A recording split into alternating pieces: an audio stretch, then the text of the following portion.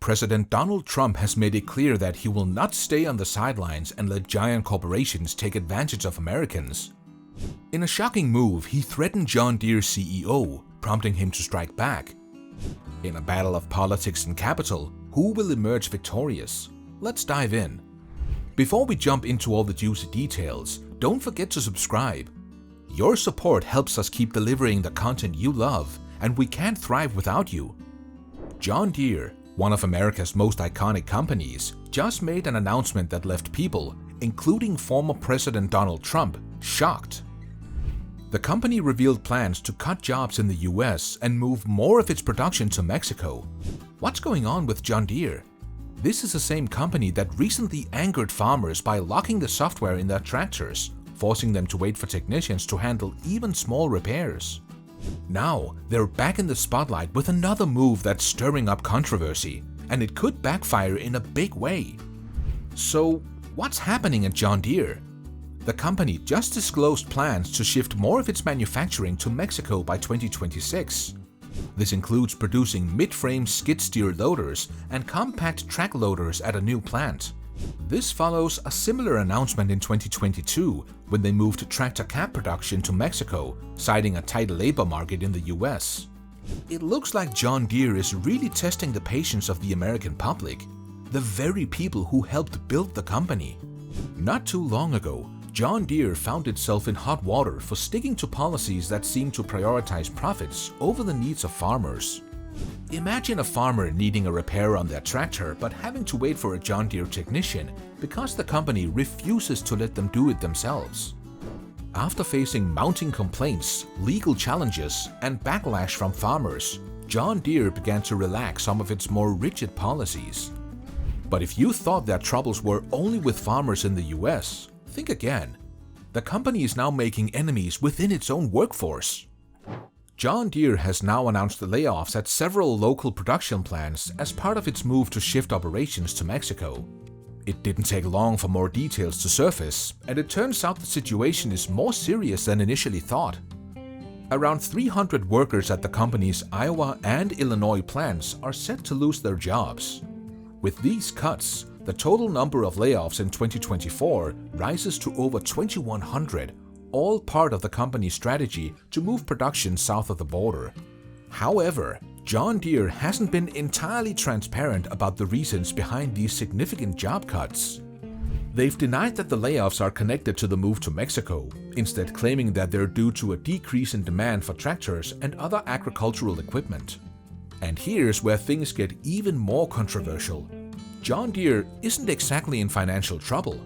On the contrary, the company has been posting impressive profits over the past 3 years, putting it in a strong financial position. In 2021, John Deere posted a profit of $55.96 billion. The following year, that number jumped to $7.3 billion, and by 2023, the company reached a staggering $10.1 billion in profit, marking an impressive 42% increase from the year before. To top it off, John Deere awarded its CEO, John May, a massive $26.7 million in total compensation for 2023. This wasn't the first time he received such a hefty paycheck. Back in 2022, he walked away with $2.3 million.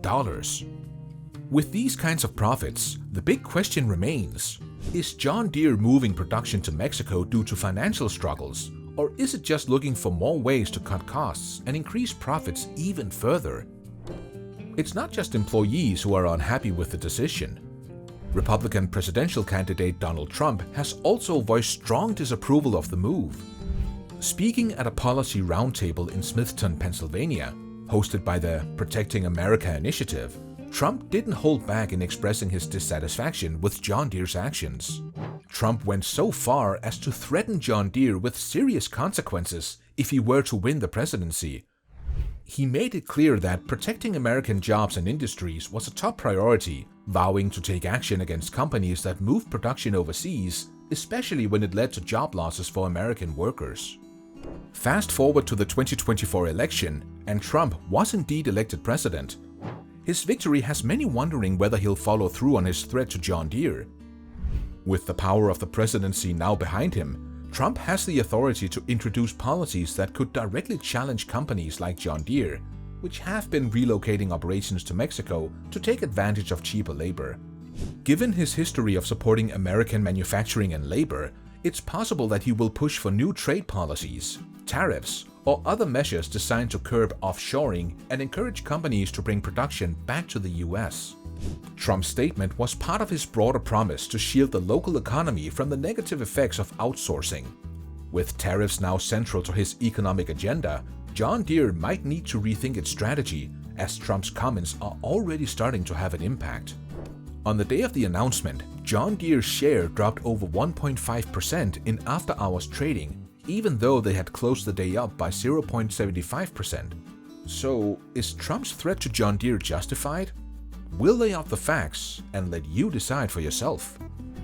John Deere has cited financial reasons for moving some production to Mexico. But here's the thing.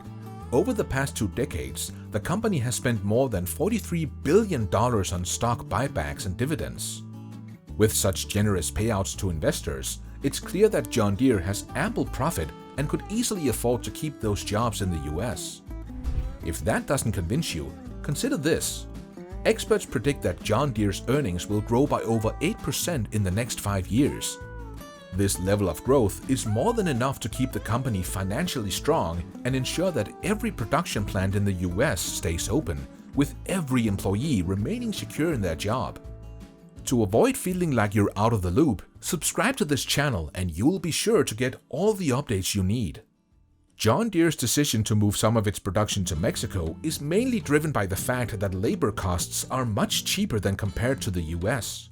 By shifting operations south of the border, the company can benefit from lower wages, which significantly reduces production costs.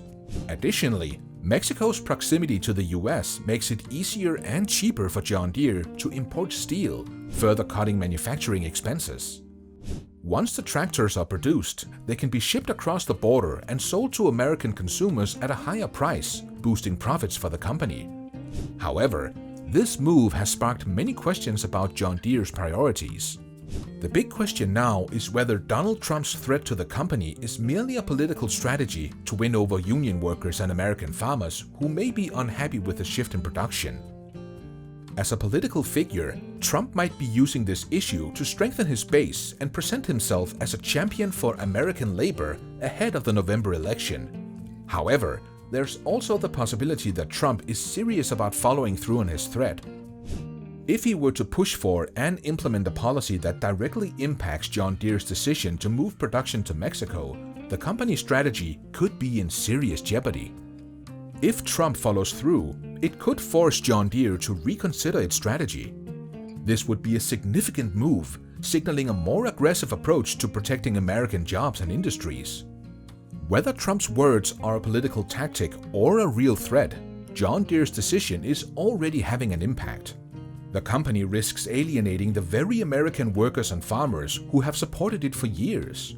For many of them, John Deere isn't just a business. It's a symbol of American ingenuity and hard work. Losing that trust and support could harm the company's reputation in a way that's tough to recover from. Do you think John Deere can bounce back if Trump enacts tariffs? Share your thoughts in the comments below. See you in the next one.